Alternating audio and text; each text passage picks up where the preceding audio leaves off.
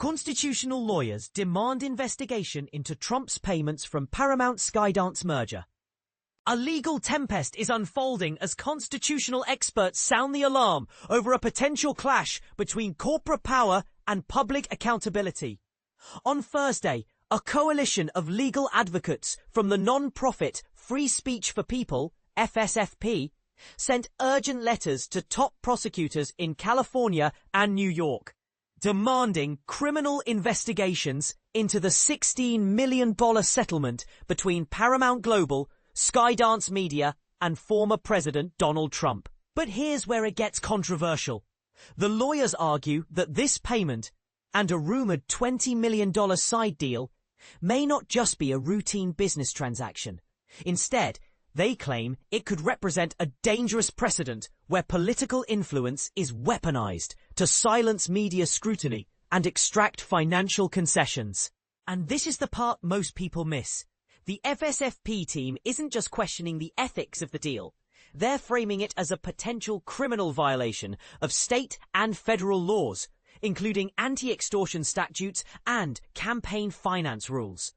The letters, addressed to California Attorney General Rob Bonta, Los Angeles County District Attorney Nathan Hochman, New York's Letitia James, and Manhattan's Alvin Bragg, paint a vivid picture of a high-stakes game.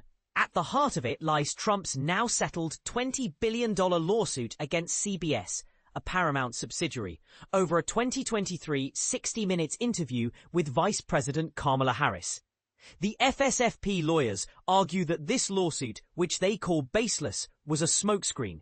The real goal, they assert, was to intimidate the press and secure a financial payoff under the guise of legal action.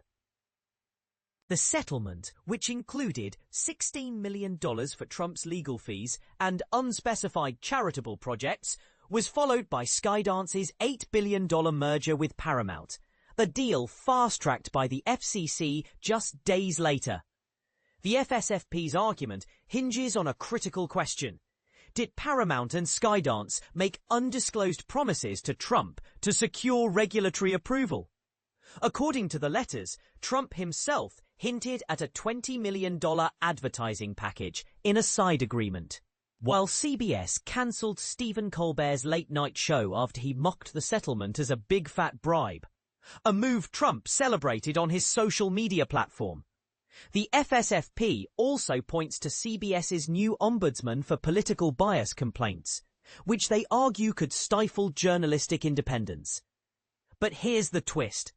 The FSFP isn't just asking for a probe, they're challenging the legal boundaries of federal immunity. They argue that while Trump may claim protection under the Constitution's Supremacy Clause, state prosecutors have the authority to investigate potential crimes like bribery or conspiracy. The Department of Justice can't be trusted to act impartially, says Suparna Reddy, a senior FSFP counsel, citing the agency's ties to Trump loyalist U.S. Attorney General Pam Bondi. States must take the lead. This isn't just a legal debate, it's a battle over the soul of media integrity. Should corporations be allowed to buy silence from political figures?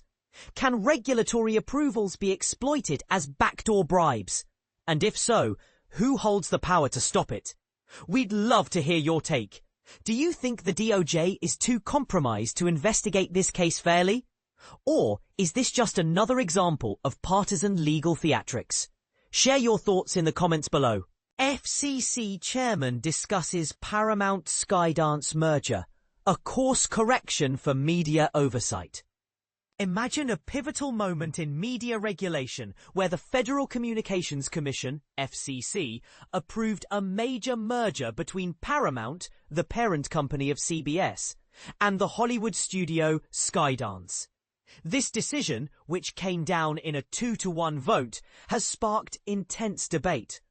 But here's where it gets controversial. The merger was contingent on Paramount settling a $16 million dispute with President Trump over a controversial 60 Minutes interview with Kamala Harris, and Skydance agreeing to install an independent monitor to address alleged bias at CBS. This raises significant questions about the role of government in regulating media content and the implications for press freedom. To delve deeper into this complex issue, we recently spoke with FCC Chairman Brendan Carr, who voted in favor of the merger. Chairman Carr emphasized that the deal is intended to restore fair, fact-based reporting and serve the public interest. He highlighted that CBS has committed to enhancing diversity of viewpoints in its newsrooms, a move he believes will counteract the trend of media bias that has eroded public trust in recent years. However, this raises another critical question. Should government regulators intervene to correct perceived bias in media outlets? Isn't it the responsibility of the audience and the free market to address such issues? Chairman Carr argued that traditional broadcasters, like CBS, have a unique public interest obligation due to their use of scarce airwaves.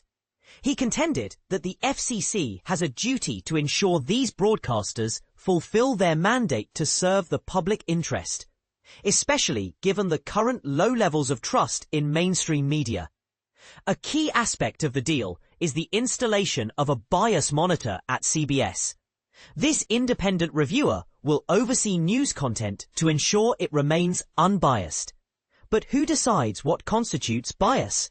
Chairman Carr explained that the monitor will report directly to CBS's president, similar to how newspapers have long had public editors. The FCC will only intervene if there are complaints about news distortion, which falls under their regulatory purview for broadcast content. This arrangement has sparked concerns about press freedom.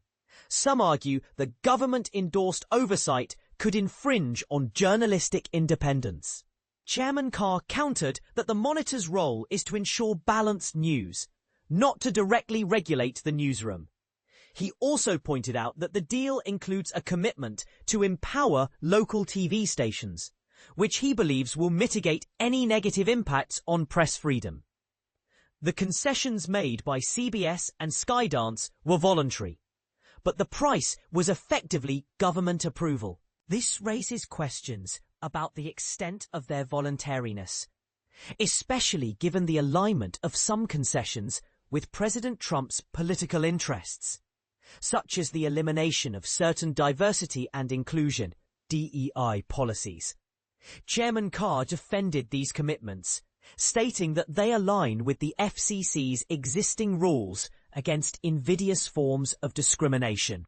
The conversation also touched on President Trump's recent threats to revoke the licenses of ABC and NBC for being too partisan. Chairman Carr acknowledged the need for a course correction in media regulation, but emphasized that the FCC's role is to enforce public interest obligations, not to revoke licenses based on content. He noted that the FCC has long had the authority to take action against broadcasters that fail to meet their public interest obligations. In conclusion, the FCC's decision to approve the Paramount-Skydance merger is a contentious one, with significant implications for media regulation and press freedom. As we navigate this complex landscape, it's crucial to consider the balance between government oversight and journalistic independence. What do you think? Should the FCC play a more active role in regulating media content? Or should it step back and let the market and the audience address issues of bias and trust?